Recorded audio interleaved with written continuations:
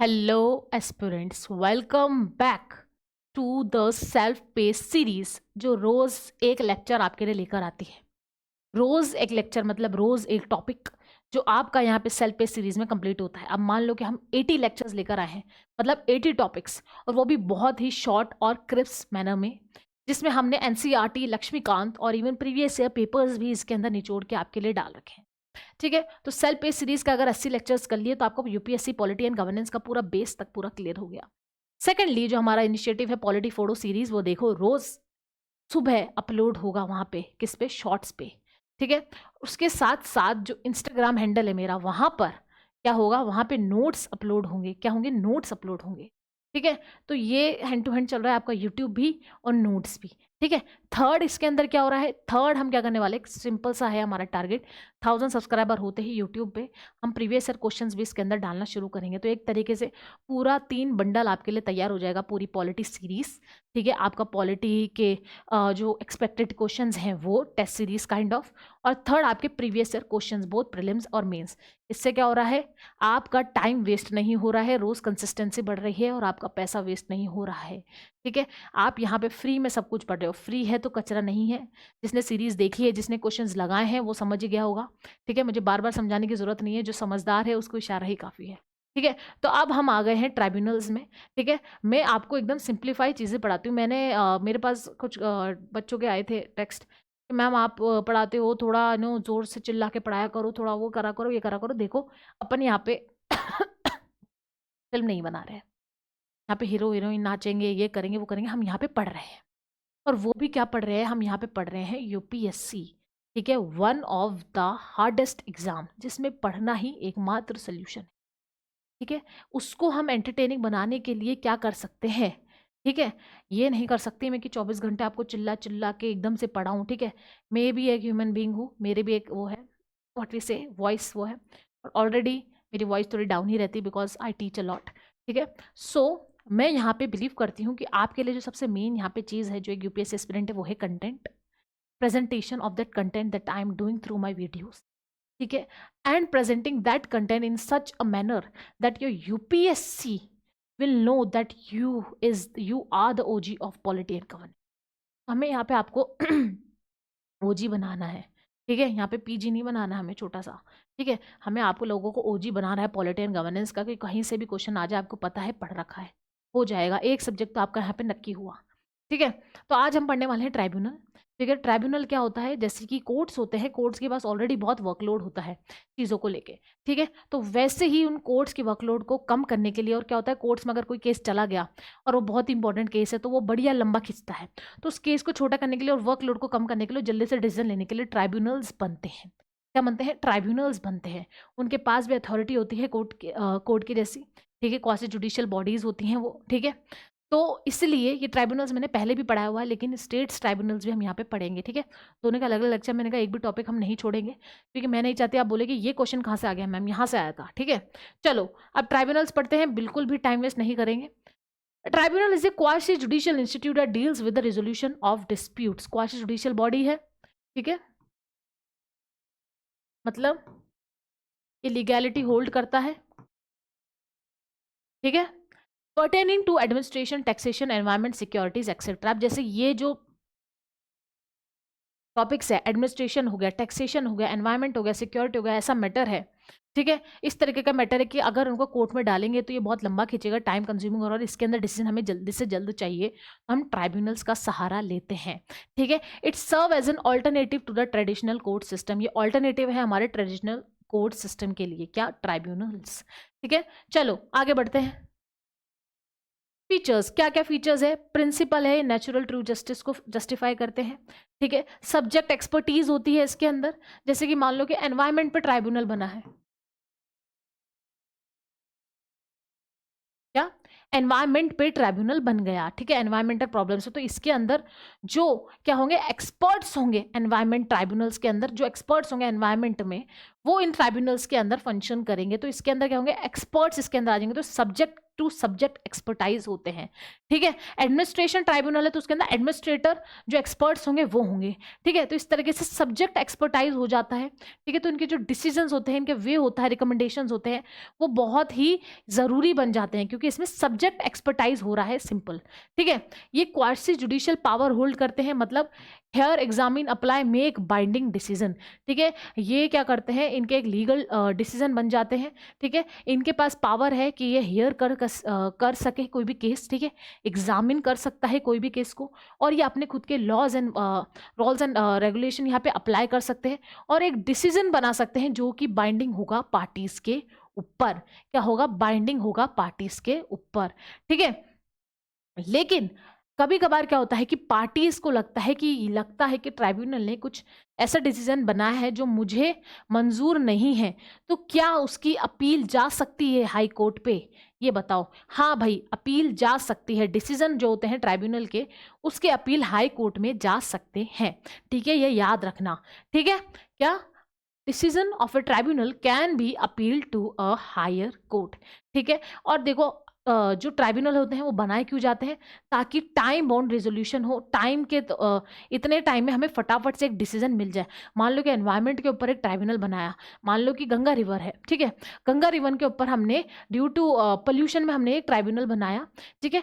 तो अब उसको रिजॉल्व करने के लिए हमें टाइमली रिजोल्यूशन चाहिए, ठीक है, हमें कोई बजट एलोकेशन चाहिए, हमने एक ट्राइब्यूनल बनाया कि भाई ये है, ये सारी चीज़ें हैं, तो ट्राइब्यूनल को हमें जल्दी करना पड़ेगा क्योंकि क्या है, एनवायरमेंटल इमरजेंसी है, ठीक है। अगर हमने अभी फटाफट से उसके ऊपर चांस नहीं लिया तो वहाँ के जो इकोलॉजिकल डिस्टर्बेंस हो जाएगी, वहाँ पे जो जानवर हैं, प्रजाति है, वो से हो जाएंगे, मर जाएंगे, लुप्त हो जाएंगे, ठीक है। तो इसलिए ये टाइम बाउंड रेजोल्यूशन बनाते हैं ट्राइब्यूनल, समझ में आ गया। मान लो कि दो स्टेट है, उनके बीच में कोई लड़ाई चल रही है ड्यू टू वाटर समथिंग, तो उन्होंने फटाफट से एक ट्राइब्यूनल क्रिएट कर दिया ड्यू टू दैट, ठीक है। तो फटाफट से रिजोल्यूशन हो गया, ठीक है। कोई एडमिनिस्ट्रेशन ट्राइब्यूनल चल रहा है कि बहुत ज़्यादा एडमिनिस्ट्रेशन में प्रॉब्लम आ रही है, वो ट्राइब्यूनल बना, तो वो जो रिजोल्यूशन फटाफट बनेगा वो ट्राइब्यूनल्स में बनता है, इसलिए ट्राइब्यूनल्स क्रिएट किए जाते हैं, ठीक है। चलो, कॉन्स्टिट्यूशनल प्रोविजन क्या है ट्राइब्यूनल्स को लेके, 42nd कॉन्स्टिट्यूशनल अमेंडमेंट एक्ट में ये गिवन है, ठीक है।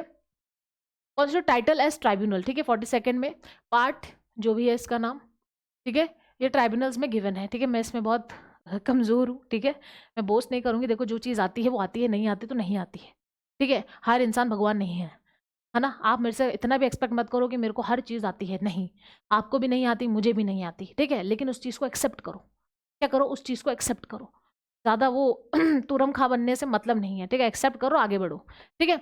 तो आर्टिकल 323 में ए में क्या गिवन है, empowers the parliament to provide for the establishment of administrative tribunal for the education of dispute relating to recruitment condition of service of person appointed to public service of the center, the state, local bodies, public corporation and other public authorities। देखो, parliament ने empower कर दिया है, ठीक है, empower करते हैं parliament को क्या, कि वो एडमिनिस्ट्रेटिव ट्राइब्यूनल बना सकते हैं। एडमिनिस्ट्रेशन में ही जा रहे हो आप सब, यूपीएससी देके एडमिनिस्ट्रेशन ट्राइब्यूनल्स में ही जाओगे, तो उसके जो भी डिस्प्यूट्स होंगे, चाहे वो रिक्रूटमेंट को लेके हों, कंडीशन ऑफ सर्विसेज के हों, ठीक है, ट्रांसफर्स हों, तो उनका जो ट्राइब्यूनल है वो कौन बनाएगा, पार्लियामेंट बनाएगा, उनको एम्पावर किया गया है। और किसने एम्पावर किया है, आर्टिकल 32 ने, ठीक है, क्या आर्टिकल 323 ने, ए ने, ठीक है, 323 ए ने, ठीक है, समझ में आ गया। चलो आगे बढ़ते हैं, आगे है आर्टिकल 323 बी, ठीक है, empowers the parliament and state legislature to set up tribunal for various matters like industry, labour, foreign exchange, import and export, urban poverty, election to parliament, state legislature, rent, tenancy rights etcetera, ठीक है। यहाँ पर भी उन्होंने power किसको किया है, empower parliament को किया है ना, और स्टेट लेजिस्लेचर को किया है कि वो ट्राइब्यूनल्स अपने हिसाब से बना सकते हैं इन सब्जेक्ट्स के ऊपर, समझ में आ गया। अब क्या हो रहा है, आप देखो यहाँ पर पार्लियामेंट और स्टेट लेजिस्लेचर को यहाँ पे क्या करा गया, एम्पावर किया गया, ठीक है। और एडमिनिस्ट्रेटिव ट्राइब्यूनल के लिए किसको एम्पावर किया गया, ओनली पार्लियामेंट को, लेकिन और अदर सब्जेक्ट्स के लिए स्टेट लेजिस्लेचर को भी यहाँ पे क्या दिया गया, एम्पावर करा गया है। याद रखना, कभी भी आ जाता है कि एम्पावर 323 ए ने किसको एम्पावर किया, ओनली पार्लियामेंट को एम्पावर किया है कि वो एस्टेब्लिश कर सके क्या, एडमिनिस्ट्रेटिव ट्राइब्यूनल, ठीक है। लेकिन 323 बी में पार्लियामेंट को भी और स्टेट लेजिस्लेचर को भी डिफरेंट सब्जेक्ट्स में एम्पावर किया गया है, जैसे कि industrial matter, labour, foreign exchange हो गया, इंपोर्ट एक्सपोर्ट हो गया, अर्बन पॉवर्टी हो गई, इलेक्शंस हो गए, इन सब में इन दोनों को एम्पावर किया गया है। ये दोनों याद रखना, ठीक है। चलो ठीक है। एडमिनिस्ट्रेटिव ट्राइब्यूनल एक्ट 1985 देखो क्या है, सेंट्रल गवर्नमेंट को ये एम्पावर करता है to establish the central administrative tribunal and state level administrative tribunal. ठीक है, तो इस सेंट्रल गवर्नमेंट के पास है दोनों के ट्राइब्यूनल, किसके, सेंटर के भी एडमिनिस्ट्रेशन के और स्टेट लेवल के भी, किसके, सेंटर के भी और स्टेट लेवल के ट्राइब्यूनल जो हैं, किसको, एडमिनिस्ट्रेटिव ट्राइब्यूनल जो है वो सेंट्रल गवर्नमेंट के अंदर पावर है। मैंने कहा ना पार्लियामेंट को दिया गया था। ठीक है, यहाँ पे सेंट्रल गवर्नमेंट के पास पावर है, चाहे वो एडमिनिस्ट्रेटिव ट्राइब्यूनल सेंटर का हो या स्टेट का हो, यहाँ पे सेंट्रल गवर्नमेंट को ज्यादा पावर है। ठीक है, अब हम देखेंगे टाइप्स ऑफ ट्राइब्यूनल्स। ठीक है, अगर आपको दिख रहा हो, मैंने बोला था इसको नेक्स्ट स्लाइड में अच्छे से, पर ठीक है चलो कोई बात नहीं। सबसे पहले आता है सेंट्रल एडमिनिस्ट्रेटिव ट्राइब्यूनल, फिर स्टेट एडमिनिस्ट्रेटिव ट्राइब्यूनल और एक जॉइंट एडमिनिस्ट्रेटिव ट्राइब्यूनल। ठीक है, तो सेंट्रल एडमिनिस्ट्रेटिव ट्राइब्यूनल में कौन कौन है, कंपोजिशन देखो, chairman and members appointed by president after consulting chief justice of India. ठीक है, तो सेंट्रल एडमिनिस्ट्रेटिव ट्राइब्यूनल में कौन होगा, चेयरमैन होंगे या मेंबर होंगे, और अपॉइंट कौन करेगा, प्रेसिडेंट करेंगे, और किससे कंसल्ट करेंगे, चीफ जस्टिस ऑफ इंडिया। ठीक है, क्योंकि ट्राइब्यूनल एक क्वासी जुडिशियल बॉडी है, तो इसमें किसका हाथ होगा, चीफ जस्टिस ऑफ इंडिया भी इसके अंदर प्रेजेंट होगा रिकमेंडेशन करने के लिए। आगे देखो, member of defence forces office servants, SC secretary of staff of parliament not covered in it. अब देखो इसके अंदर क्या क्या कवर्ड नहीं है, देखो डिफेंस तो कवर है ही नहीं, पहले भी अपन ने देखा था डिफेंस नहीं है इसके अंदर। Officers servants of supreme court, supreme court के ऑफिसर्स वगैरह वो खुद संभालेगी, वो यहाँ पे ट्राइब्यूनल्स को नहीं अलॉट करेंगी। तो ऑफिसर्स और सर्वेंट जो सुप्रीम कोर्ट के होते हैं वो भी इसके अंदर नहीं आएंगे ट्राइब्यूनल्स में। Secretariat of staff of parliament, parliament का सेक्रेटरी और स्टाफ भी इस ट्राइब्यूनल्स के अंदर नहीं आएगा। ठीक है, नॉट कवर इन इट। अब देखो फटाफट से देख लो, इंपॉर्टेंट है भाई, इंपॉर्टेंट। ठीक है, मेंबर्स ऑफ डिफेंस नहीं आएगा, officers and servants of supreme court नहीं आएंगे, सेक्रेटरीज और स्टाफ ऑफ पार्लियामेंट भी इस ट्राइब्यूनल्स के अंदर नहीं आएगा। सेंट्रल एडमिनिस्ट्रेटिव ट्राइब्यूनल्स के अंदर ये तीनों चीजें नहीं आएगी, देख लो ध्यान से, एक्सेप्शन देख लो। ठीक है, नेक्स्ट स्टेट एडमिनिस्ट्रेटिव ट्राइब्यूनल। ठीक है, स्टेट और सेंटर की किसके ऊपर है, एम्पावर कौन करता है, सेंट्रल गवर्नमेंट के पास पावर है इन दोनों के ऊपर, किसके पास है, सेंट्रल गवर्नमेंट। ठीक है, कौन देता है, ट्राइब्यूनल एक्ट 1985। ठीक है, recruitment and all services, chairman and member appointed by president after consulting governor of the state. ठीक है, यहाँ पे किसको कंसल्ट करा है, चीफ जस्टिस ऑफ इंडिया, लेकिन स्टेट एडमिनिस्ट्रेटिव ट्राइब्यूनल में किसको कंसल्ट करेगा, president, governor of the state. याद रखना दोनों में इतना फर्क है। ठीक है, अब आता है जॉइंट, जॉइंट भी कैसे होगा, सेम जो यहाँ पे प्रोसीजर है, किसके लिए, स्टेट एडमिनिस्ट्रेटिव ट्राइब्यूनल के लिए। कैसे होंगे, चेयरमैन और मेंबर कौन प्रेजेंट करेगा इसमें, president, with the permit of with the recommendation of the governor of दो स्टेट्स। ठीक है, समझ में आ गया, जो दो स्टेट से तीन स्टेट से उनके गवर्नर से लेंगे और प्रेसिडेंट उसको अपॉइंट कर देंगे। तो तीन टाइप ऑफ हमने ट्राइब्यूनल्स यहाँ पे देख ली, सेंट्रल, स्टेट और जॉइंट। ठीक है, समझ में आ गया, सेंटर का देख लिया आपने, पानी पीऊंगा सेकेंड। टाइप्स ऑफ ट्राइब्यूनल्स का ये बनाओ,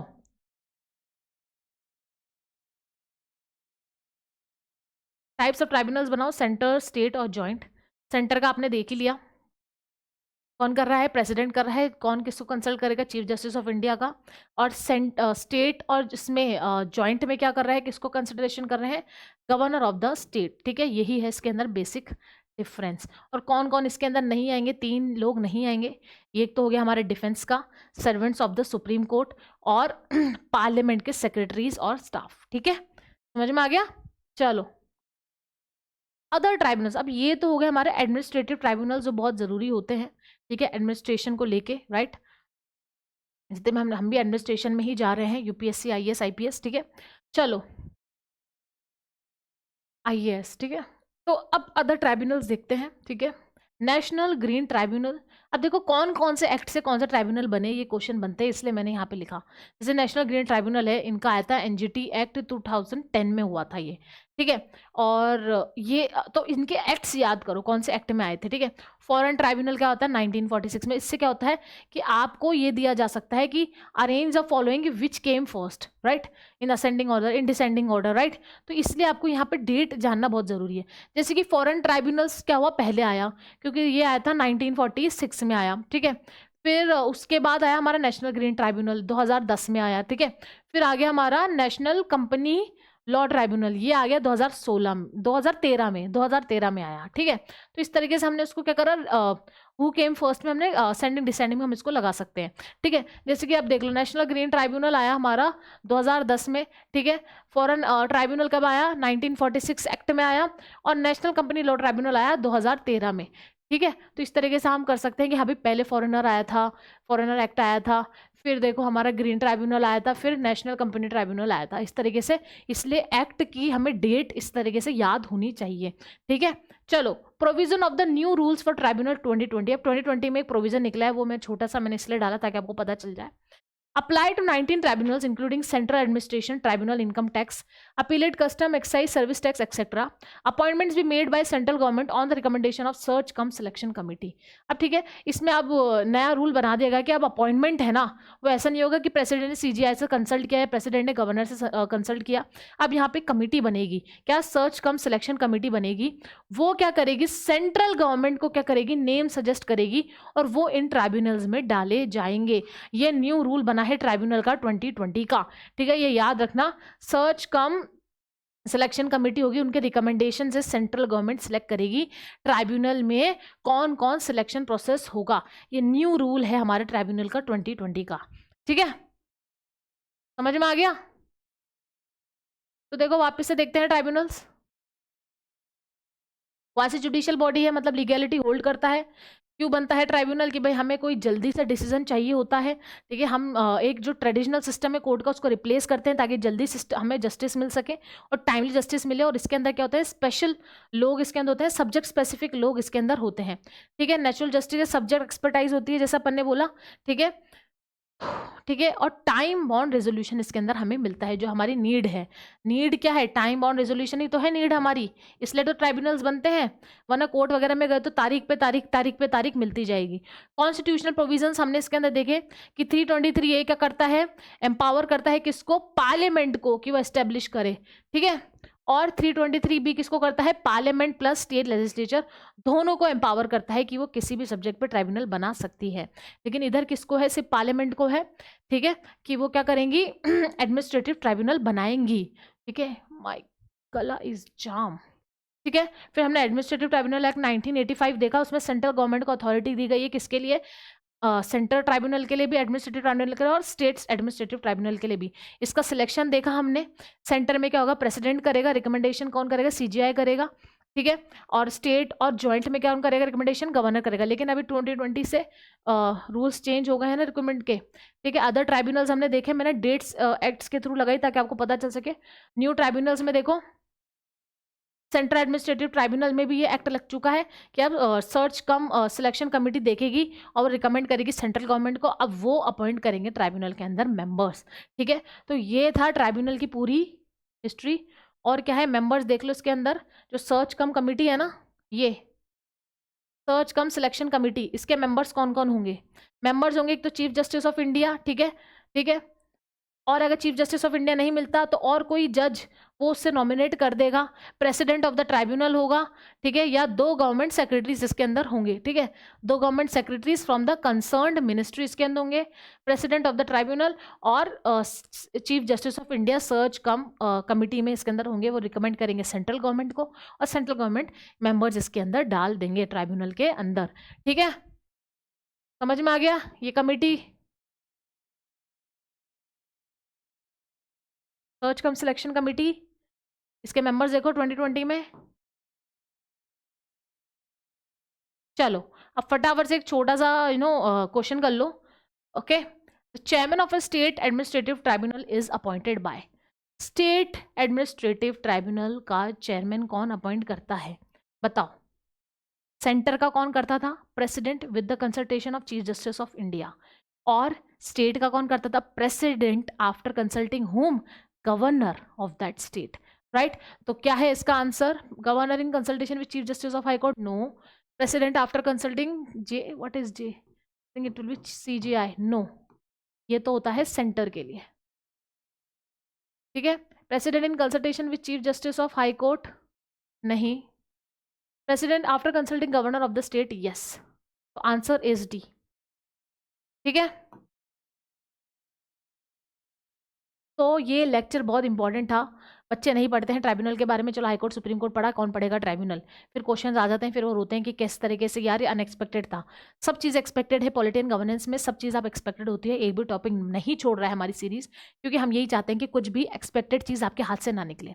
तो रोज एक टॉपिक आ रहा है, रोज देखो, शॉर्ट क्लिप्स और अच्छे नोट्स इसके अंदर आ रहे हैं। इससे बेहतर सीरीज आपके पास पॉलिटी में कोई नहीं है, यूट्यूब पे तो कोई भी नहीं है, ये मेरी गारंटी है। ठीक है, तो देखो, समझो और मस्ती से पढ़ो। ठीक है, चलो मिलते हैं नेक्स्ट लेक्चर में।